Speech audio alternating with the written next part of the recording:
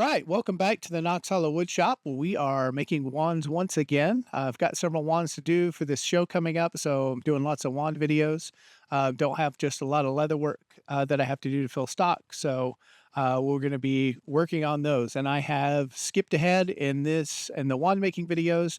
Obviously get it to the round shape, get the blade worked down to about the right size so that it fits up in the jaws, and then the fancy work starts in with the handle. So if you're enjoying these videos, do make sure that you give me a thumbs up and subscribe. If you click the little subscribe button down there and then hit the bell icon, that's gonna let you know anytime that I've got new videos, and we are going to be doing several here coming up.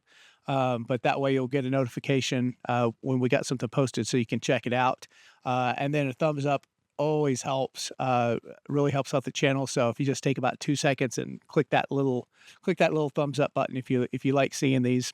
So yeah, so with this is a Bloodwood. I do like the Bloodwood. I kind of wondered if vampires like to use Bloodwood for wands or if they're afraid of getting staked by it.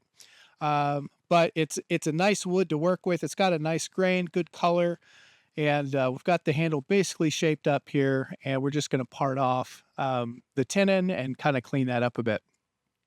So the density on this is pretty good, but it cuts so nicely that it has that nice combination of being able to polish up, but not being too chattery or causing any problems. So now with this wand, this being the special edition, I kind of kept a simple shape for the handle, more or less. I've done some similar shapes to this, and I've got some videos of those.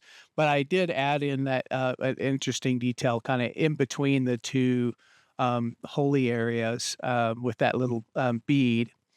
And this Dremel, this is like a Kudzall burr or a bit, and I like this one. It works really nice because it's tapered. So the deeper it is, the bigger the hole I can get. But you can only get so small with it. So I've switched over to a smaller, like a ball-headed burr, and we'll put some smaller holes in. And so of course, the big bit, I can go all the way through, and you can they connect on the inside. So those bigger holes actually run all the way through the wand. So that gives it some nice texture. And I like that texture variation too. So when we go to an even smaller, like ball headed bit there, we're going to put some more little relief dots or little carved out circular divots in there. And then we'll go to this really fine burr bit here where I'm going to add in another layer of just like connecting lines to kind of add some really interesting, sort of creepy, crackly, cracked texture to this. And then those will extend out, from those central kind of nodes on the pommel and then the guard, and then creep up.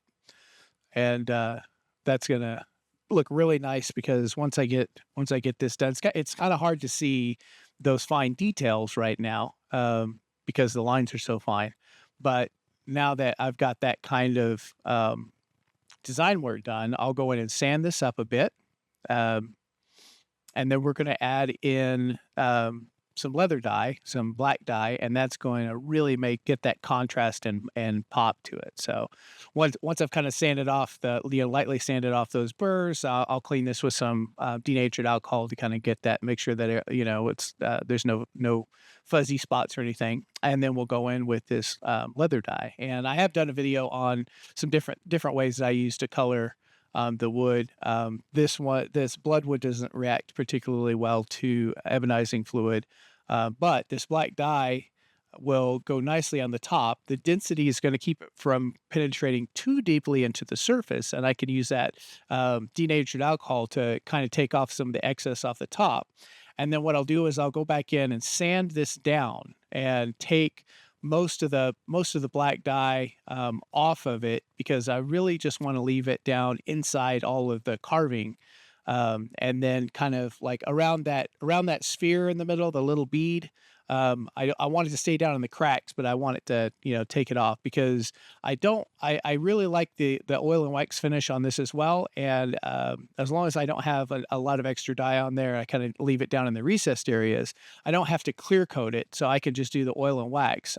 If when I do the ones where I dye it and, it sits up on the surface, I really like to protect that with a clear coat. But this is gonna be, as you can see, the details there. Once we get the oil and, the wax finish, and I'll show the final photos at the end, but, this is what it looks like with the oil, and you can see it really makes that color get nice and rich, and you get a lot of detail in, all that relief work, with that black dye down inside there.